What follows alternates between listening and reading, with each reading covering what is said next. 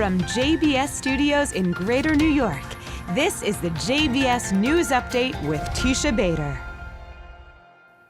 I'm Teisha Bader with the JBS News Update for Friday, November the 18th, 2016. A Palestinian man was arrested yesterday by Israeli security forces who, after receiving intelligence information, found an M16 rifle in the trunk of the man's car. The 21-year-old suspect is a resident of Nablus and was detained yesterday at a checkpoint at the Tapuach Junction. He was then transferred to Israeli authorities for questioning. And IDF forces clashed today with Palestinian rioters along the border with Gaza.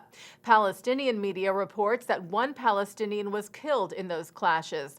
There was no confirmation on that from the IDF. Also today, an Israeli man was lightly injured when stones were thrown at the car he was driving in the West Bank. Israel Radio reports that he was treated at the scene. A group of Jewish residents of Gush Etzion in the West Bank are asking the IDF to return the body of a Palestinian teenager to his family. 15-year-old Khaled Bahar was shot and killed in clashes between Palestinian stone throwers and the IDF last month. But the 30 Jewish residents who have formed relationships with the neighboring Arab villages in the area stated that an investigation had found that Bahar was not involved in the stone throwing. And they wrote a letter to Israel's Ministry of Defense urging it to hand over Bahar's body to his family for burial.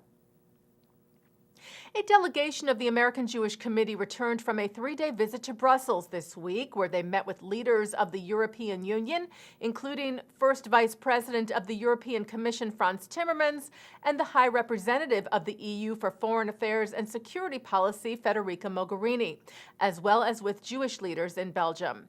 AJC CEO David Harris led the group, who discussed such issues as anti-Semitism and relations with Israel. Taking a look now at our programming for tonight on JBS for Friday, November the 18th. Live Shabbat services are coming up at 6 o'clock, followed by a concert at 7 with Israeli singer and musician David Broza. At 8, Rabbis Harold Kushner and Rachel Cowan talk about living well at the 92nd Street Y. At 9, it's the film Auschwitz Escape, followed at 10 with Musica featuring Laser Lloyd. And coming up right after this newscast tonight at 5:30, Rabbi Shlomo Riskin looks at this week's Torah portion. And finally today, we here at JBS join in mourning the loss of American Jewish journalist, photographer, author, and humanitarian Ruth Gruber. Gruber worked for years as a foreign correspondent, and in 1944, while serving as special assistant to the U.S. Secretary of the Interior, she heard that 1,000 Jewish Holocaust survivors from Europe were being brought to the U.S. She told the secretary that someone had to accompany them to hold their hands. Gruber was sent to do the job, a journey which she chronicled, interviewing those on board the ship, which became the basis of her book and then miniseries Haven. Gruber spent much of her life documenting the plight of refugees and advocating for them. JBS President Mark Golub, who interviewed Gruber, said she was an extraordinary human being and a living piece of Jewish history. Her positive embrace of life was an inspiration to all of us, and I feel so very lucky to have spent time with her and learned from her. She will be terribly missed. Gruber died Thursday at the age of 105. She is survived by 2 children and grandchildren. She had spoken in that interview on JBS of her journey with the Jewish refugees, calling it one of the defining moments of her life.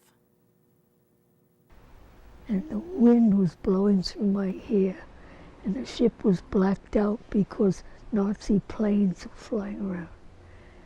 And I knew from that moment on, my life would be bound up with rescue and survival. And that was the moment on that ship with those refugees. And I always feel that if you look into your soul, you find you have tools. I looked into my soul and I found I had 2 tools, words and images. I could write and I could take photographs.